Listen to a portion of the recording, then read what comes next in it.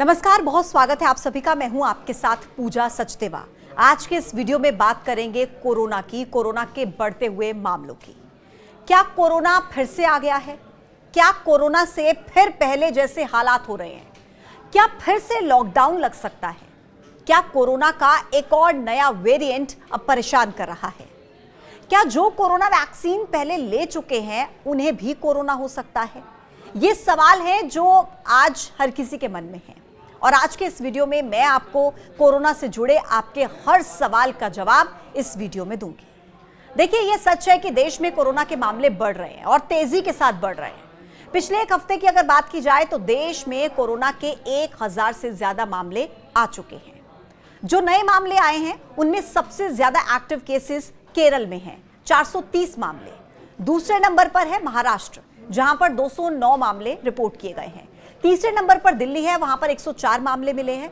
गुजरात में 83 केस, कर्नाटक में 47, उत्तर प्रदेश में 25, बंगाल में 12 केस अभी तक रिपोर्ट हुए हैं। और नोएडा, जो कि दिल्ली से सटा हुआ है, और इसी वजह से नोएडा में भी मामले सामने आ रहे हैं। नोएडा में पहला मामला सोमवार को आया था, 55 साल की महिला का, जो कोरोना पॉजिटिव मिली थी, जिसके बाद प्रशासन ने टेस्टिंग बढ़ाने की बात कही और मंगलवार यानी कि आज कोरोना के 9 मामले हो गए हैं नोएडा में।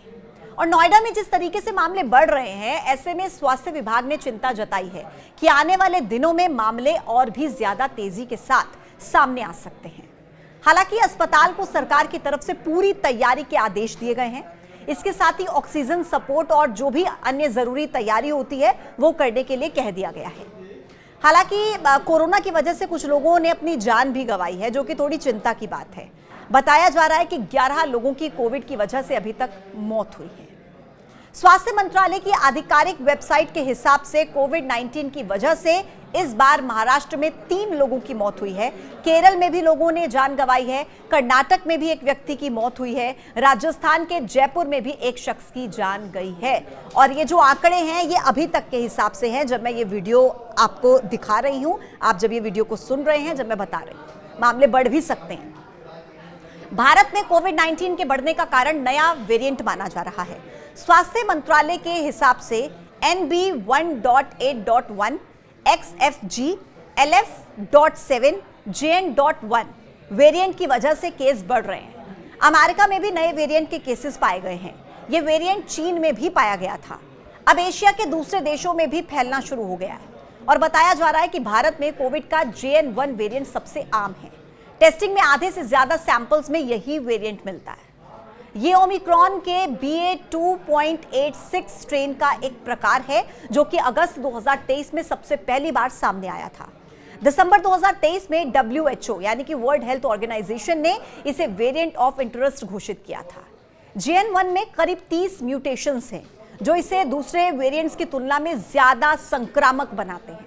हालांकि विशेषज्ञों का कहना है कि ये वेरिएंट ज्यादा गंभीर बीमारी नहीं पैदा करता, लेकिन ये इम्यूनिटी को कमजोर कर सकता है। इसके लक्षण कई दिनों से लेकर हफ्तों तक रह सकते हैं और कुछ मामलों में लॉन्ग कोविड का खतरा भी हो सकता है।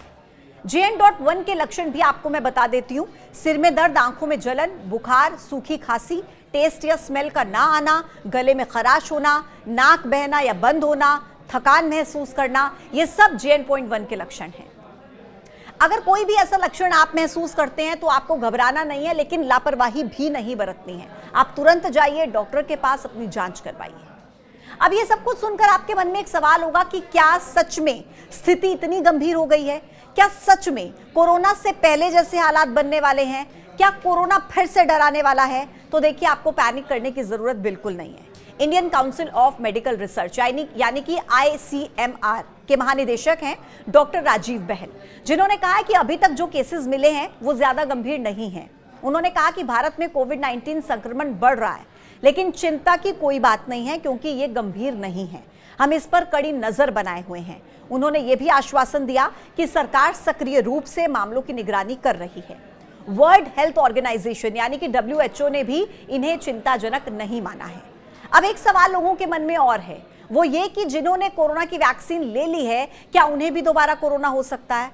तो देखिए, कई डॉक्टर्स और एक्सपर्ट्स का यह मानना है कि कोरोना से बचाव के लिए टीकाकरण ही सबसे ज्यादा इफेक्टिव तरीका है, जो आपकी बॉडी में इफेक्टिव एंटीबॉडीज को बनाकर संक्रमण के गंभीर जोखिम से आपको बचाने में मदद करता है। तो जो लोग तीनों वैक्सीनेशन ले चुके हैं उनमें कोरोना से बचाव के लिए पर्याप्त एंटीबॉडीज हैं। समय के साथ इनका प्रभाव कम जरूर हो सकता है, लेकिन एंटीबॉडीज की मेमोरी सेल्स कोरोना की पहचान करके आपको गंभीर जोखिम से बचाए रखने में मददगार है। तो कुल मिलाकर आपको बिल्कुल पैनिक नहीं करना है, आपको डरना नहीं है। ऐसा नहीं है कि जिन लोगों ने वैक्सीन ले ली है उन्हें कभी संक्रमण नहीं होगा, लेकिन हां, ऐसे लोगों के गंभीर रूप से बीमार होने का खतरा कम हो जाता है। कुल मिलाकर आप और हम सब जानते हैं कि कोरोना से बचने के लिए क्या प्रिकॉशंस हमें लेने हैं, क्योंकि हम सभी ने कोरोना का बहुत बुरा दौर देखा है। इसलिए आप बस उन सावधानियों को बरतिए, स्वस्थ रहिए, अपने आप को स्वस्थ रखिए। जो प्रिकॉशंस लेने चाहिए कोरोना से बचने के लिए वो एक बार फिर से लेने शुरू कर दीजिए।